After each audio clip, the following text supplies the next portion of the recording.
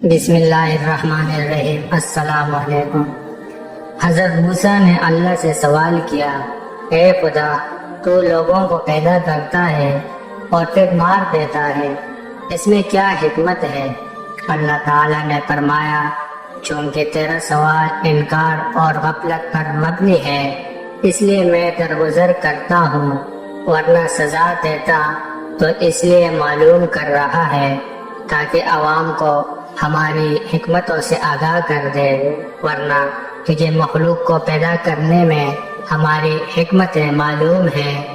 سوال علم کے منافی نہیں، کسی چیز کے بارے میں سوال مادہ علم ہوتا ہے، اگرچہ تو اس سے واقف ہے لیکن تو چاہتا ہے کہ عوام بھی آگاہ ہو جائے۔ کسی چیز کا علم ہو جانے کے بعد ہی اس کے بارے میں سوال جواب ہو سکتا ہے۔ علم ہی گمراہی اور ہدایت کا سبب بنتا ہے، جیسے کہ نرمی اور تریہی پھل میں شیرینی کے علاوہ تلخی بھی پیدا کرتی ہے۔ ملاقات اور تعارف سے دوستی اور دشمنی پیدا ہوتی ہے، اور غذائی سے بیماری اور صحت دونوں پیدا ہوتی ہے۔ موسیٰ تو نواقفوں کو حکمتوں سے واقف کرنا چاہتا ہے، اس لیے تجاہل اربانہ برت رہا۔ ہم بھی اس کے علم سے انجان بن کر اس کا جواب دیتے ہیں۔ پھر میرے رب کریم نے جواب میں حضرت موسیٰ کو حکم دیا کہ کھیتی بو دو۔ جب کھیتی تیار ہو گئی تو انہیں اسے کاٹنے کا حکم دیا، اور کٹنے کے بعد حضرت موسیٰ سے پوچھا، تو نے خود کھیتی بوئی، پھر اسے کیوں کاٹ ڈالا؟ حضرت موسیٰ علیہ السلام نے عرض کیا کہ کھیتی کے پکنے پر اس میں دانہ اور بھوسا تھا، اور دونوں کو ملا جلا دینا مناسب نہ تھا۔ حکمت کا تقاضا یہی تھا کہ دونوں کو الگ الگ کر دیا جائے۔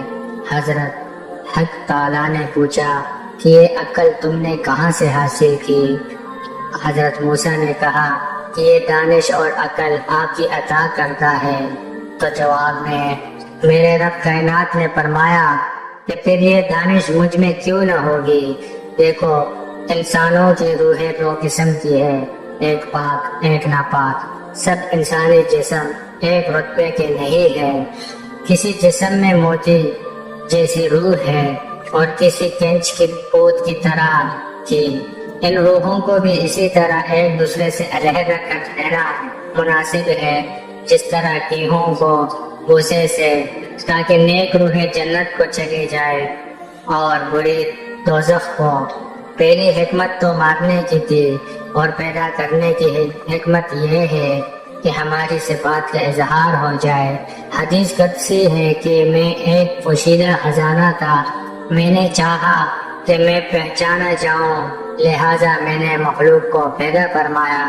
انسان کی فوقیت اور برتری اور ممتاز مقام کا ثبوت تو خود قرآن کریم میں مذکور ہے۔